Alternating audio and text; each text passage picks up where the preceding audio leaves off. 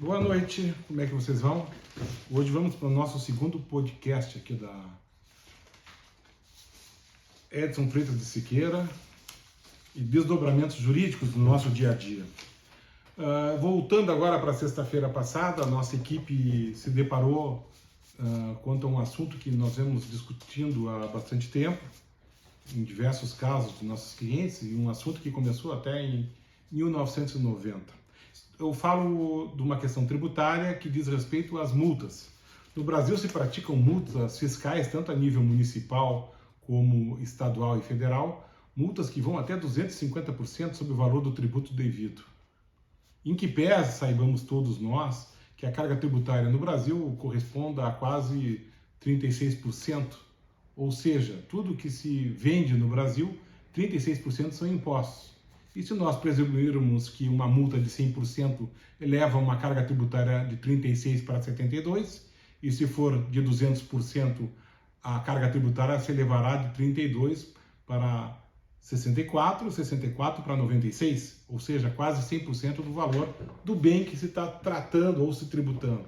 Quer dizer o quê? Se eu vender alguma coisa por R$100 no Brasil, de regra, 36% serão impostos. Se eu aplicar sobre esses impostos uma multa de 200%, eu vou vender algo por 100 e dever no 96 reais de multas. Ou seja, é praticamente impossível encontrar nessa operação mercantil ou industrial ou de prestação de serviços condições financeiras de pagar a própria multa. Mas isso ocorre em função de um aspecto histórico.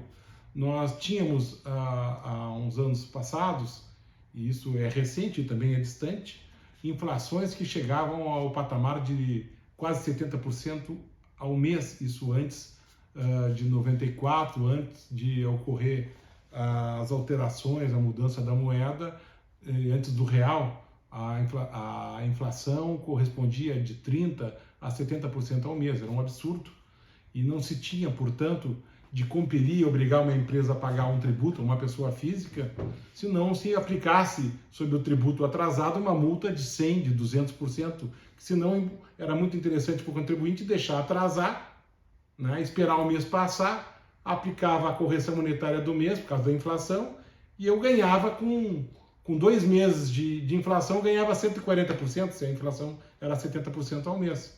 Então, em 2 meses, valia a pena eu deixar de pagar imposto, que eu ia ganhar com a correção do preço da minha mercadoria, 140%, e se fosse em 3 meses, 210%, só com a questão monetária. Então, valia a pena atrasar. Então, o Estado, naquela época, e o legislador, agiram de forma correta a imputar para a previsão de atraso multas bem elevadas e muito mais quando houvesse sonegação, multas mais elevadas ainda.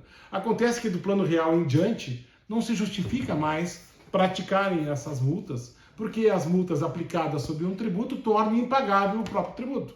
Então, se houver atraso, é incoerente tu aplicar uma multa elevada, porque o produto tributado, o negócio tributado, não encontra mais capacidade econômica de pagar o próprio imposto, tornando burro, tornando inviável a prática da penalidade como uma forma de coagir alguém a pagar imposto. Ao final, se eu aplico uma multa ou uma pena que não é possível de ser cumprida, eu inviabilizo a própria arrecadação.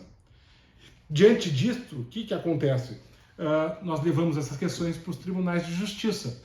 E de forma bem vamos dizer assim, marcante, foi a DIN 551 de 1990, quando o então governador Brizola, assumindo o governo do Rio de Janeiro, se deparou, numa época que nós estávamos tratando após a Constituição de 1988, todos os estados também fizeram suas assembleias constituintes para alterar as constituições estaduais de cada estado, por serem estaduais, por evidente.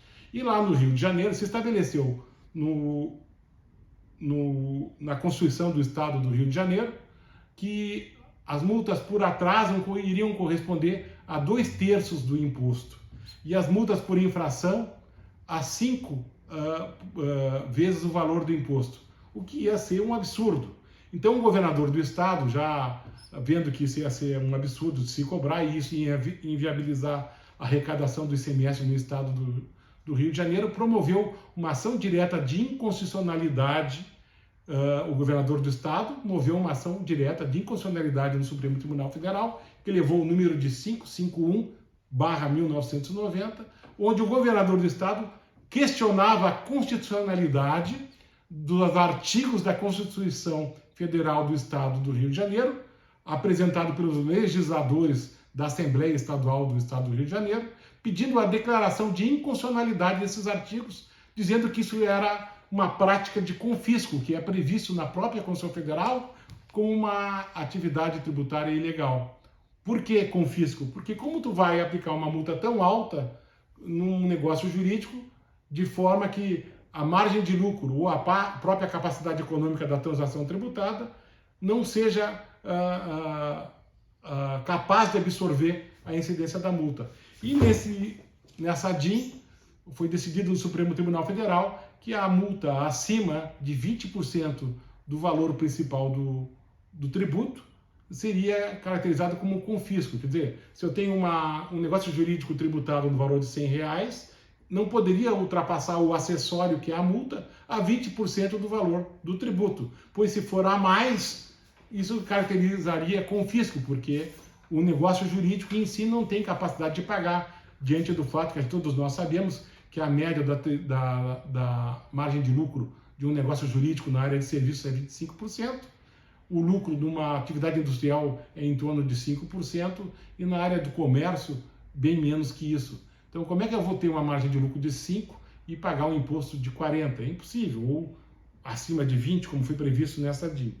Bem, isso não se perenizou no tempo, embora haja essa DIN, ela nunca teve efeito vinculante. E de lá para cá, com a ocorrência do real e o desaparecimento da inflação galopante, essas multas passaram a compor um dos grandes fatores e problemas do sistema tributário nacional. Se aplicam multas que tornam o contribuinte sem capacidade de pagar essas multas, caracterizando uma circunstância de inadimplência que se soma a uma dificuldade econômica e que leva a nova inadimplência no mês seguinte, que leva ao endividamento tributário com aplicação de encargos e juros sobre essas multas e sobre o principal, o que torna o Brasil, né, ter uma característica de que 90% dos contribuintes brasileiros devem impostos. Não porque querem, mas porque se houver algum acidente no meio da sua atividade empresarial, o passivo fiscal que se cria passa a ser impagável, tem que ser parcelado, tem que ter o refis 1, o 2, o 3, o 4, o país e todo tipo de moratória que pretenda resolver esse problema e acaba não resolvendo. Então o Brasil vive de refis em refis, sendo que o primeiro refis lá de 2001, se eu não me engano, eu mesmo participei da formulação da lei. O deputado Nardes, que passou a ser depois presidente do Tribunal de Contas da União e hoje é ministro do Tribunal de Contas da União, inclusive está afastado, foi o autor do projeto de lei que criou o refis, e eu participei da redação dessa legislação, inclusive foi discutido aqui no nosso escritório, em mesa redonda, com orientações, formulações, numa assessoria jurídica que se tentou dar ao deputado federal então, e acabou sendo adotada pelo governo federal na época do presidente, se não me engano, Fernando Henrique Cardoso. E essa questão perdura até hoje, as multas continuam sendo abusivas. E que foi a nossa discussão de sexta-feira passada. Nós, como já fizemos para diversos clientes, a gente tem entrado perante a Procuradoria-Geral da República e também no Poder Judiciário com processos administrativos e judiciais, por via de consequência. Na área administrativa, sempre que um cliente nosso é inscrito em dívida ativa, a PGFN manda a notificação sobre o débito e a gente verifica, examina a CDA e percebe que naqueles casos que a multa excede a 20%, é possível nós pedirmos um pedido de revisão de dívida inscrita, um PRDI, para que seja reduzida essa multa no máximo a 100% do valor do tributo, que é o que está sendo acatado e acolhido hoje em decisões do Supremo. Como também é possível pedir que ela seja limitada a 75%, naquelas hipóteses em que houve a multiplicação da multa em 2 vezes quando há infração, porque a própria alteração da legislação acabou com essa possibilidade da aplicação em duplicidade da multa de 75%. Como também pedimos a redução e a exclusão da multa nos casos que houve denúncia espontânea e ação mora, limitando essa multa no máximo de 20%. Isso é possível fazer a partir de pedidos de revisão administrativa, denominados PRDI, ou por meio de ações judiciais declaratórias de revisão do valor da multa aplicada para se reduzir significativamente os débitos dos contribuintes.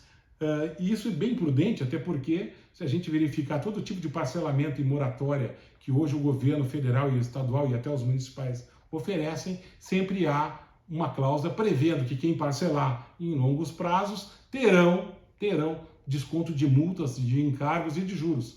E os descontos de multa, às vezes, alcançam até o patamar de 100%. Isso ocorre por quê? Porque as multas são injustas.